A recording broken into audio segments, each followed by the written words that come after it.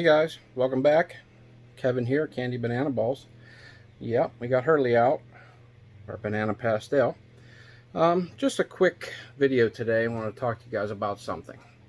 Okay, so say you're buying your first snake.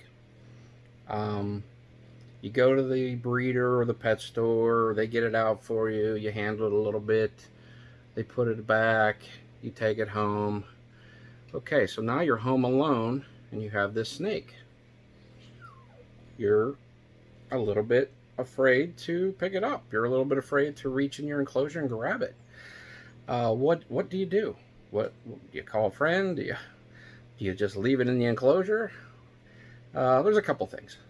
First thing is, do you have it in a rack system? Do you have it in an aquarium? One of the big things, if you're worried about the snake, or if it's a little bit shy or maybe a defensive, you want to come in, try to avoid the head, come in from behind, reach around, try to grab it. Once the snake typically knows it's not in any danger and it's not food, it's going to go into a more relaxed state. You won't have any issues then handling it. If you're reaching down into a tank, that can be a little bit more tricky. So just try to be careful, because a snake's natural predator a lot of times is birds. So if it has a larger object coming from above, a lot of time that's going to kick it into a defensive posture, and possibly make it a little bit more jumpy. So if it's in a tank and you got to reach down in to get him or her, try to come in from the side, or try to come in a position to where you can get it from behind and not be waving anything in front of the face.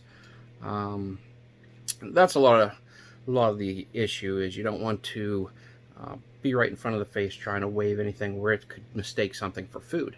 Another thing that you need to talk about is if you breed rats like I do, or handle other animals similar to that, hamsters or anything like that, if you have that scent on your hands or arms or clothing, that could also be a little bit of an issue.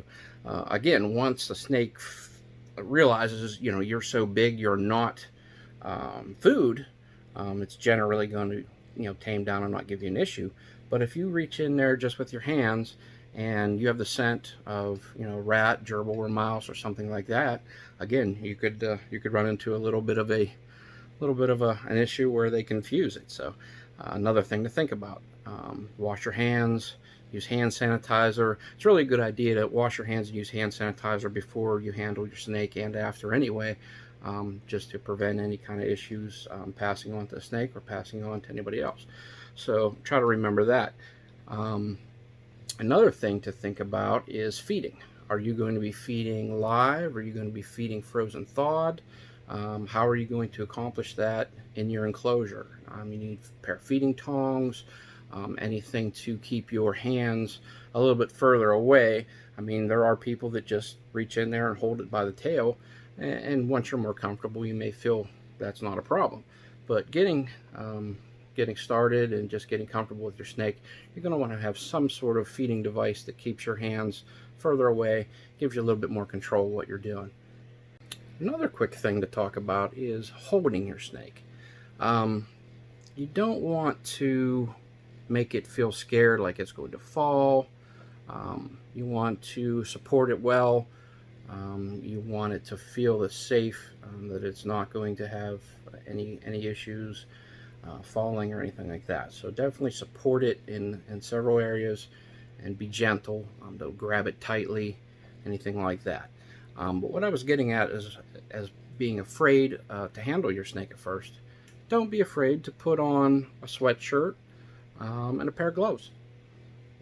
Pick up your snake. It's going to be much better for you and your snake's relationship to build trust, for you to pick it up with a pair of gloves on and feel safe and secure, and not freak out and drop it just because it maybe reacts. The ball pythons typically are very head shy.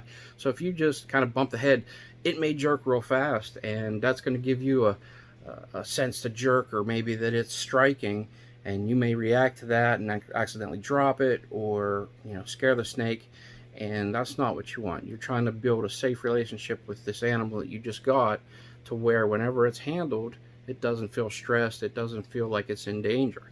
So yeah, if you're afraid, put on a pair of gloves, put on a sweatshirt. There's no shame in it.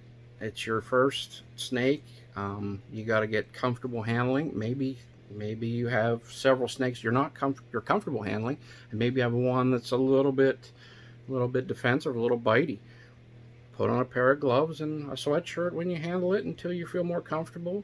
Um, and then both you and the snake are going to have a lot better experience.